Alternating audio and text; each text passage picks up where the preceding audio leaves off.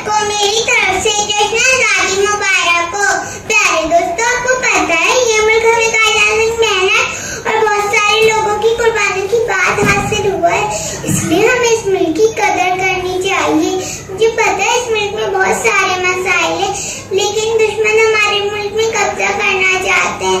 कहीं फायरिंग होती है तो कहीं बम धमाके, मगर हम दुश्मनों को बता देंगे, हार नहीं मानेंगे क्योंकि हम पाकिस्तानी हैं।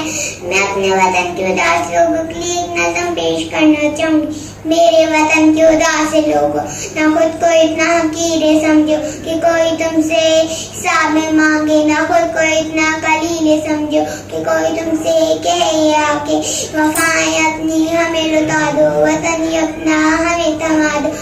थोड़ के बता दो इनको कि हम भी हैं रे माने वाले, ना हमने कोई सनम कदा है, हमारे दिल में बसे खुदा है।